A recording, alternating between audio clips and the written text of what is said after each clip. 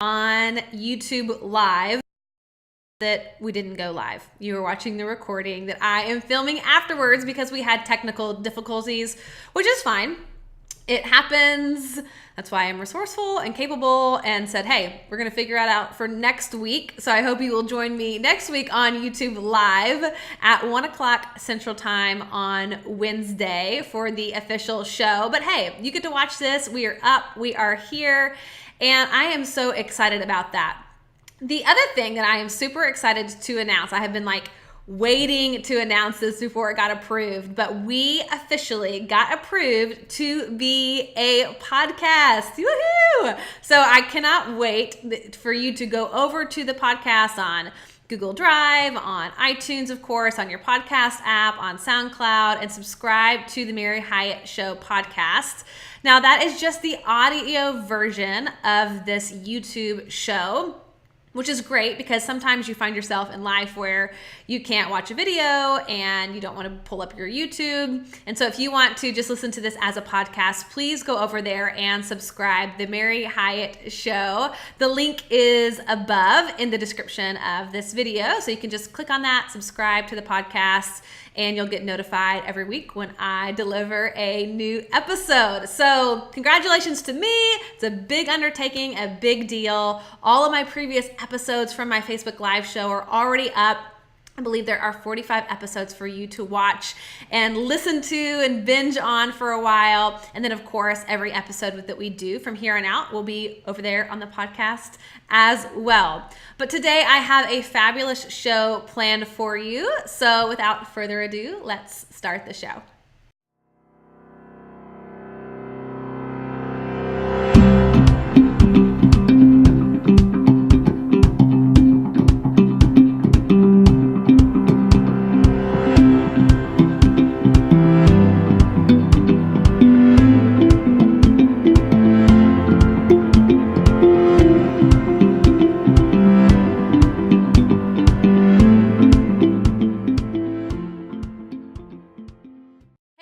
It is Mary Hyatt, and welcome to the Mary Hyatt Show. Of course, I am your host, and I am so excited to be here today because today is my first YouTube Live show.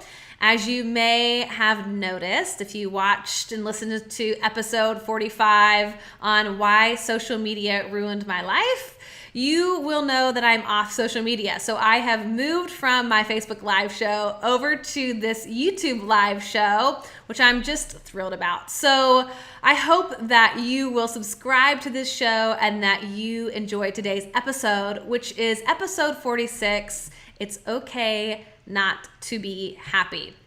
Now, I feel like there is this myth of happy that's going around. There's all this pressure for us to be happy all the time. You know, we go to Instagram, we kind of see what's being presented online.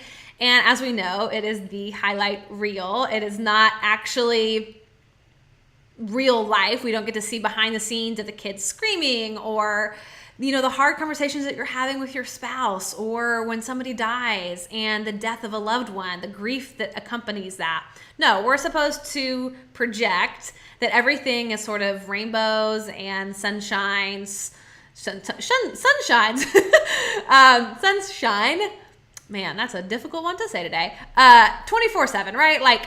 That's sort of the expectation. And we don't actually get the whole story. We don't actually see behind the curtain, but it's creating this sort of myth of happy. And we never sort of slow down to ask ourselves the question, you know, what might that person be feeling on the other end of the screen?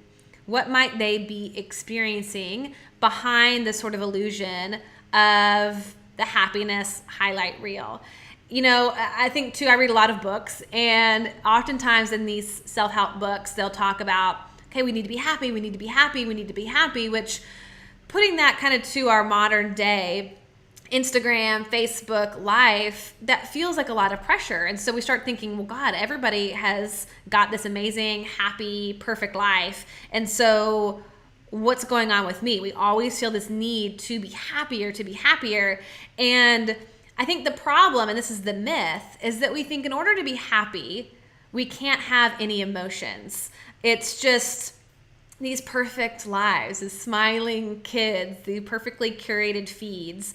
And so when we don't experience that in our real life, which I don't know anybody that actually has a life that looks like what it looks like on Instagram, we kind of turn that to ourselves. We sort of inflict this shame on ourselves, and we think, God, well, what's wrong with me? You know, why don't I have this life? Everybody has this great, perfect, happy life, but I don't. And what I've experienced is that it instantly kills connection with other people because we think we're different. We think we are set apart and that our lives must be just terrible, that we don't have the kind of life that they have, that we're the only ones that are suffering. But the truth is, happiness is just an emotion. It is one of many, many emotions, and it has nothing to do with perfection, like an extended perfection. It's a state, it is an emotion, an emotional state that we move in and out of. And it's sort of like it's a single vibration, it's a single experience of what is happening. It feels like contentment, it feels like joy, it feels peaceful, it feels easy, it feels like I'm happy. You know, like we know what that feeling, that real feeling feels like. It's not superficial. It's not a show. It doesn't feel like trying. It doesn't feel like performing. It's not trying to get the right angle on the camera or make sure that our kids are smiling in the picture. No, happiness is an actual feeling of that deep sort of just sigh of ease and contentment. And it's important to state that I wholeheartedly believe, and I hope that you adopt this belief, that the goal of life is not to be happy 100% of the time. We wouldn't be able to enjoy the sweetness of happiness without a little contrast of emotions. It wouldn't feel that good if we were feeling it all the time. We need the variety of different emotions to really appreciate the happiness. And to me, to be human means that we experience a wide spectrum of emotions. And I think the lie is happiness is perfection, but it's also sort of this numbed out, like we're medicated feeling. That's where we, like, if we don't feel anything, that's like healthy, that's good, that's happy, which isn't the case. I'm giving you permission to be human. I certainly have had to give myself permission to be human, and I'm human, guess what? Every single day, and my emotions look like this. Does anybody else feel like that? I mean, tell me if you resonate. Like, yes, I do. I have a range of emotions, and it's not just when we're on our period or we're having our PMS. Like every day we go through different emotions, and yet there's this pressure for us to feel happy 100% of the time. The reality is that we are going to experience discomfort. We're going to experience grief. We're going to experience fear. We're going to experience hurt, jealousy, anxiety, overwhelm. And I have to say that probably 50% of the time, we're going to be feeling emotions that are an uncomfortable emotion. That's really normal. It does not mean that something has to be wrong in your life if you are experiencing any of those emotions. But here's where it gets tricky. So the problem is that we feel guilty for having bad emotions or negative emotions. We think there's sort of these sanctioned emotions that are okay to feel, and then we think that there are non-sanctioned emotions that are negative, are bad, that we should avoid, that we shouldn't really feel. And that's because we have been taught from a really early age that there are emotions that are more socially acceptable than other emotions. Like, you don't air your dirty laundry out. You don't get angry in public. You don't yell in public. You don't cry in public. All that should be kept behind closed doors and preferably stuffed down where you never experience those altogether. That's literally what we've been taught. So when we see all this perfection going on online, we think to ourselves, well, gosh, that kind of reiterates that belief, right? I shouldn't have those bad emotions. I shouldn't have those negative emotions. And something must be wrong with me if I'm feeling those emotions. And let me just be really clear before moving any more forward into today's episode, no matter what anyone has told you, no emotion is bad. No emotion is bad. We have to get out of this duality thinking of our emotions, that some emotions are good and some emotions are bad. Once we attach morality to emotions, it gets really tricky to give ourselves permission to feel them. And we somehow feel like we're not allowed to feel certain things when we attach morality. Okay, some are good, some are bad. So we've got to come back to a place where emotions simply are an experience of being human. All emotions are. And I know that most people are afraid of their emotions. I love this quote from Brooke Castillo, and she says, "Many of us spend a lot of time resisting our emotions because we are afraid of what that experience of them will be, because we associate the experience of an emotion to what it's like to experience it after we've resisted it because it explodes."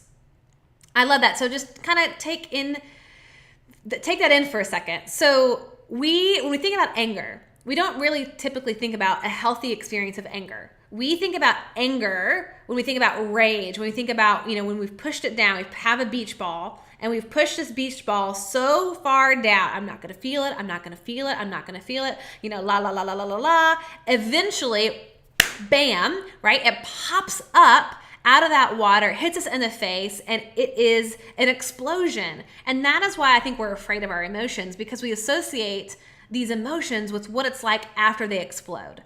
But when we can really sit with them in the moment and feel them as they come up without getting attached to them, they aren't as intense. They're a lot less scary. And we learn that it's okay to feel sadness, to feel grief, to feel angry, to feel hurt, to feel anxious, to feel stressed. And we aren't fearful of them anymore because we're not stuffing them. We're not numbing them. We're not avoiding them. We're not coping away from them. It gets easier to feel our emotions because we know they're going to pass. They're not going to last forever. So my question for you is this: what emotion do you have resistance to?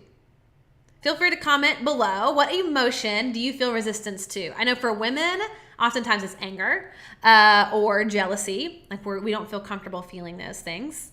Some people actually have a really challenging time feeling joy or feeling at peace. So what emotion do you have resistance to? Just take a little self-inquiry. And then what judgment do you have on that emotion? Or what belief do you have around that emotion? Proper women don't get angry. Well-behaved women don't get angry. It's not okay to be an angry Christian woman. What are these beliefs? What are these judgments that we have around these quote unquote bad emotions?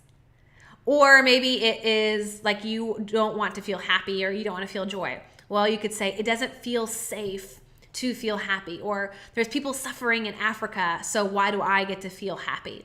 Investigate, see what judgments, what beliefs do you have sort of piled on these certain emotions that make it really challenging for you to feel them. And then instead you have to sort of suppress them and push them down. And like I said, many of us are taught from this early age to man up, suck it up, get a grip. Tears are for wimps. No one wants to be around a basket case. And so we, as humans, sadly haven't actually truly felt real emotions in a really long time. Like, when was the last time you felt really moved by your emotions? Like where something moved you to tears, something really beautiful or something challenging. Like when you felt like it was all in your body, right? Like you felt these emotions. When was the last time you felt that, other than just sort of like stress or tense or tired of getting through? But we aren't really familiar with them. We don't really know how to feel our emotions. We don't have a vocabulary for expressing our emotions. And then, of course, we don't want to let ourselves feel loneliness, to feel anger, rejection, fear, or even things like desire. We're afraid to feel desire. And so we go numb or we hyper control. We have our own little coping mechanisms to sort of buffer us from our feelings. We keep scrolling through our phones. When we start to feel uncomfortable, we eat, we shop, we Netflix, we start cleaning, we enter into somebody else's drama, we start gossiping, we avoid. But our range of emotions allow us to know that we are living, breathing in this present moment, that we are alive. Our emotions allow us to be alive, and they allow us to get more out of life of what we want. And I'm going to explain this in a second. Our emotions help us get more out of life of what we want. They are a mirror for our thoughts. They are a wonderful, wonderful teacher. And they show us what's going on inside of ourselves. So they're sort of the external experience of what's happening inside. So our emotions are secondary to our thoughts. And we need this range of emotion. We need to allow ourselves to feel the range of emotion because that is the human experience. And instead of putting all of this guilt on ourselves for not feeling happy all of the time, we need to appreciate the contrast. I listen to a lot of Abraham Hicks, if you're familiar with him, but I love this because he talks about contrast a lot. And he says, contrast sharpens your ability to focus. Contrast helps you choose what you want. Contrast is your friend, not your enemy. Near misses are your very best friend. And I absolutely love this because it just shows us that contrasts, like when we feel an emotion that's not happiness, so when we feel fear or anxiety or stress or panic or loathing or disengagement or fatigue or overwhelm or whatever, it's showing us the contrast of how we actually want to be. It's showing us sort of like the other side of the coin. And if we didn't have that contrast, we wouldn't know how we want to feel. So anytime I'm feeling anger, and so I don't put the judgment on it, I go, okay, this is helping me realize that I actually want to feel more intimacy in my life, or I want to feel more peace in my life, or more connectedness. Whatever that is, it's showing me something. That contrast, the other side of the coin, that contrast is really helpful. It's a mirror, and it allows us to get more narrow and define what it is that we actually do want for our lives. Okay, if I don't want this, then I want this. That contrast. If I don't want this experience, I want that experience. It allows us to see, I don't want this, but I do want this. And without the contrast of emotions, we wouldn't know that. Like, this doesn't make me feel good. Like when you do something, when you do a new job, when you meet a new person, when you are having conversations, the emotions that you feel at the time allow you to sort of hone in and go, okay, what needs to be different? I don't like this. It needs to change. Without that, you just sort of keep going on in your rhythm and your routine, and you wouldn't change anything. It would just be. So emotions are sort of your wake-up call. Emotions are your alarm bell. Emotions are your indicator that, hey, check in. What's my experience? It's very telling for you of how you're experiencing your world and if something needs to shift. So without these contrasting emotions, we're not going to know which emotion that we actually prefer. So I want to share with you 5 ways to appreciate the contrast of your emotions. So way number 1 is to be neutral. So again, this requires that we get rid of this good, bad thinking. And we slow down and we go, once we're feeling something, the first way that we can sort of appreciate this contrast is we have to get to a neutral place of associating with our emotions. Can we be neutral and simply observe ourselves sort of having this emotional experience? Like, can we leave the judgments at the door and just get curious about what it is that we're feeling? Observe ourselves. How intense is this emotion? Do I feel this often? If I allowed anger to be okay, if I allowed anxiety to be okay, if I allowed depression or sadness or grief to be okay, if it wasn't bad, if it didn't say anything about me, what's coming up? Why am I feeling this way? What was triggering me that allowed me to feel this? Really getting curious about our emotional state by being neutral. So the first way to appreciate this contrast is we have to be neutral about our emotions. We can't heap judgment on whether they're good or bad. We just have to give ourselves full permission to have that variety, that range of emotion. Now, the second way to appreciate this contrast, and I love this one, is to feel your forbidden emotions. You can't experience the contrast if you don't feel. When you numb, when you cope, when you press down, when you try to avoid, we have to give ourselves permission to feel these forbidden emotions. And this takes time, so be gentle with yourself. Like, I know for me, it really does take time to get comfortable feeling an emotion that I'm not used to feeling, and one that I've previously categorized as bad, or one that I shouldn't be feeling as a woman. So, there's a grace period here for this, for sure.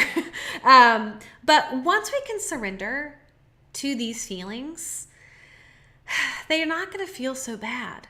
Once we sort of give ourselves like complete abandonment, complete permission to feel, and we take away that judgment, it's kind of like, oh, okay, that actually wasn't so bad. We experience real deep suffering when we say to ourselves, I can't feel this, or I won't feel this, or it's not good to feel this, or it hurts too much, or it will kill me, or something I used to say, if I feel this, I'm going to go crazy and they're going to lock me up in a loony bin. We have to feel it. We have to sit down to tea with our emotions, listen to them, hear them out. What are they saying? What are they trying to communicate? What's going on? What are they telling us about what's happening in our lives? They want to be heard. They want to be soothed. They want to be comforted. And I love this quote from Brene Brown, the amazing Brene. She says, the opposite of recognizing that we're feeling something is denying our emotions. The opposite of being curious is disengaging. When we deny our stories and disengage from tough emotions, they don't go away. Indeed, they own us. They define us. Our job is not to deny the story, but to define the ending, to rise strong, recognize our story, and rumble with the truth until we get to a place where we think, yes, this is what happened. This is my truth, and I will choose how this story ends. When we can choose how we define the ending of what it is that we're feeling, is that we're experiencing, our circumstance, that is where we have our power. But we have to feel our way through it. We have to feel those forbidden emotions and not deny them, not disengage. But the only way out is through. And I know that's easier said than done, believe me. I am no stranger to the work. But that's the way through. And so we have to cry, we have to journal, we have to scream in a pillow. I had to do that the other day, actually. We have to talk to a therapist, we have to talk to a friend. We've got to express in a healthy way our emotions. We have to admit the hell out of it. And then that's where the healing and the release can begin to happen. We have to give ourselves permission to be human. It's okay to be affected by what's happening around us. It is okay to feel the range of emotions. Now, the third way to appreciate this contrast is to soothe ourselves. Can we meet our emotional experience with deep compassion? Can we soothe ourselves? Can we look at our emotions like we would a little kid who was crying because their feelings got hurt and say, oh, baby, I'm so sorry. That was really hard. That was really hurtful. I'm sorry. Can we really have empathy for ourselves? Can we have compassion for ourselves and what we're going through?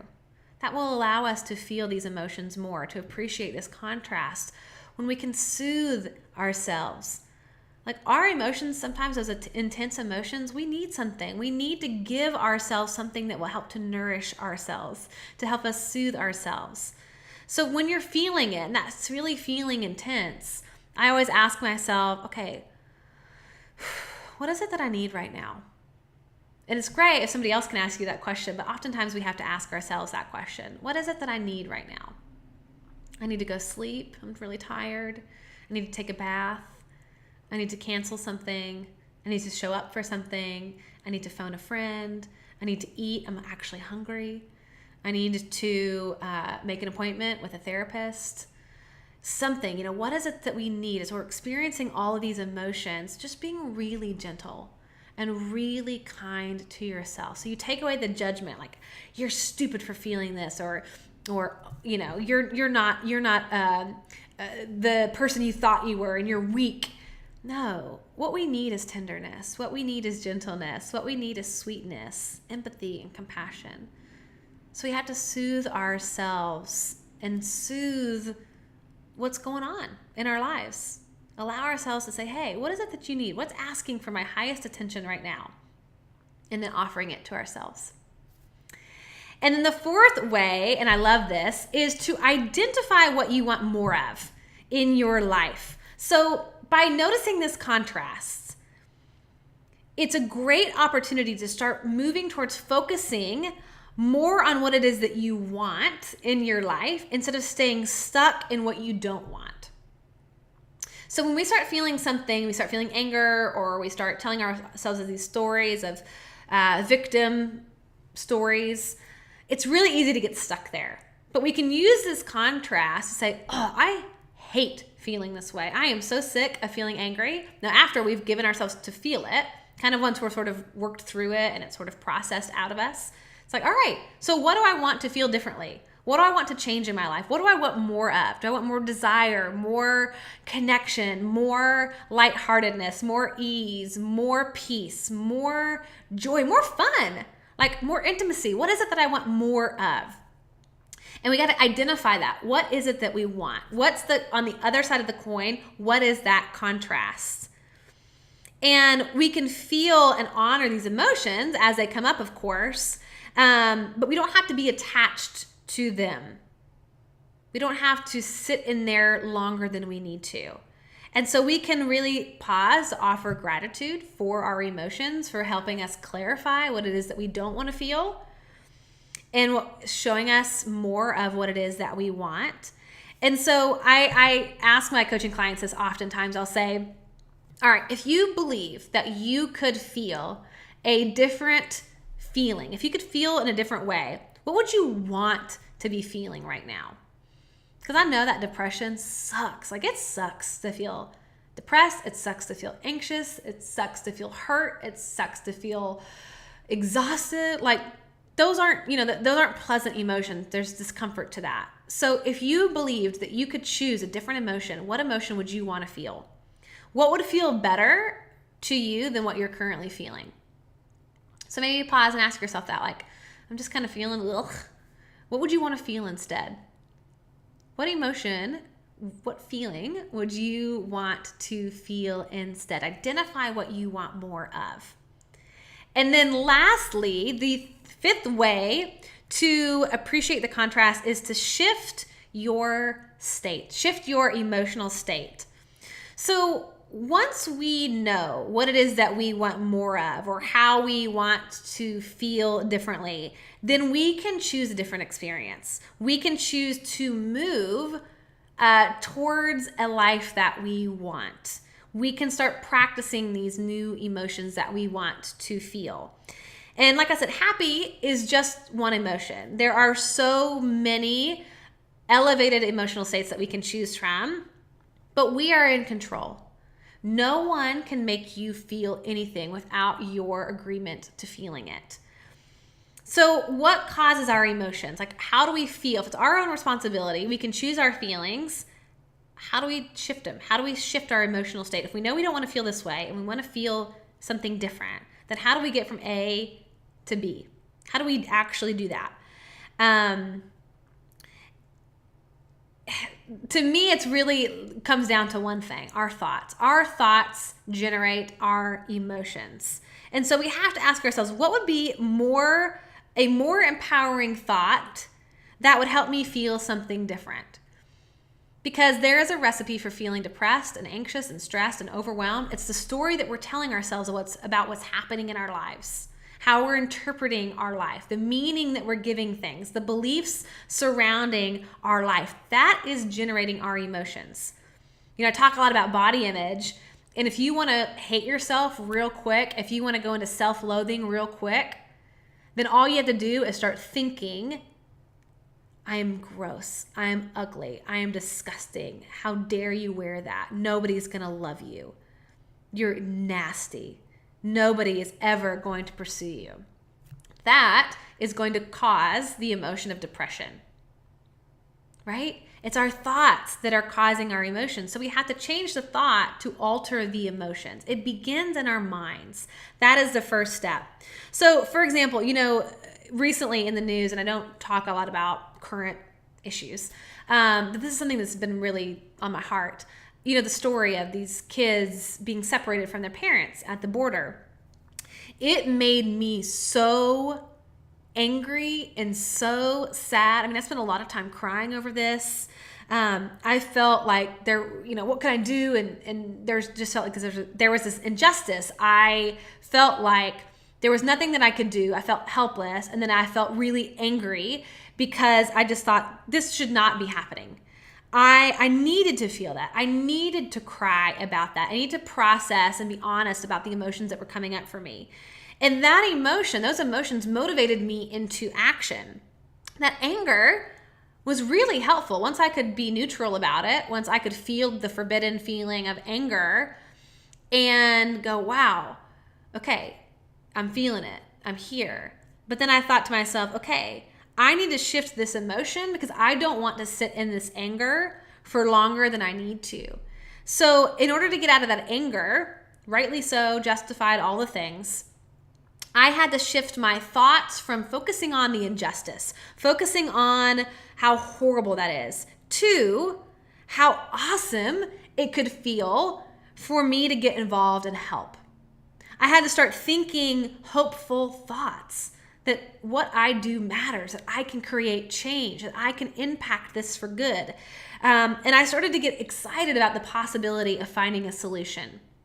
Because if I stayed in that anger longer than I needed to just feel it and process it and admit that I was feeling it, I would have gotten stuck there. And my emotional state would have stayed in anger. And it would have paralyzed me. So I can use it into action, and then I go, okay, now I don't want to feel that anger anymore, and I need to shift this. So I got to shift and start focusing on the positive. What can I do? What groups are already out there? Believing, seeing, sending them light, sending them love, donating to lawyers to help these families get their kids back, doing a fundraiser. I have the ability to do something different. But if I'm in a depressed, anxious, angry state of my emotional state, I can't do anything over here.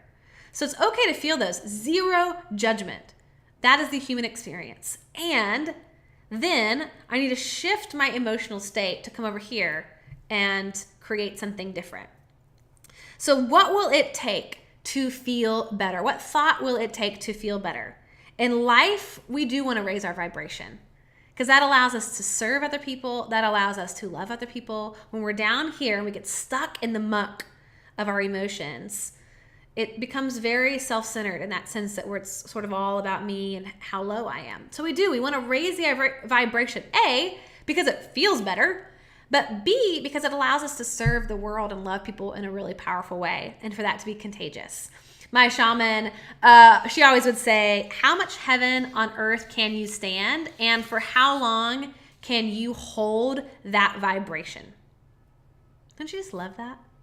We need to do more practicing of existing longer in contentment and joy and bliss and appreciation and gratitude and delight and ease. Like, we already know how to feel depressed. We already know how to feel stressed.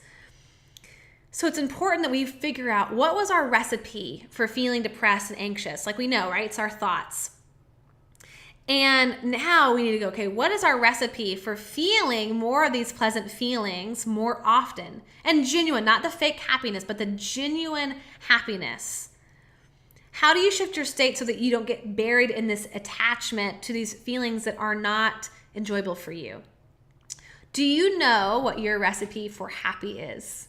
Do you know what your recipe for joy is? What has to happen so that you feel more joy, more happiness? Get curious. And I can tell you, of course, that it's number one, your thoughts. That's going to be part of your recipe, your thoughts, controlling your thoughts, being able to shift that state, changing your beliefs. What would I need to believe to feel happier? What would I need to believe about my spouse, about my friend, about the situation in order for me to feel happier? What would I need to release to feel happier? And our thoughts are a choice. They are not fact.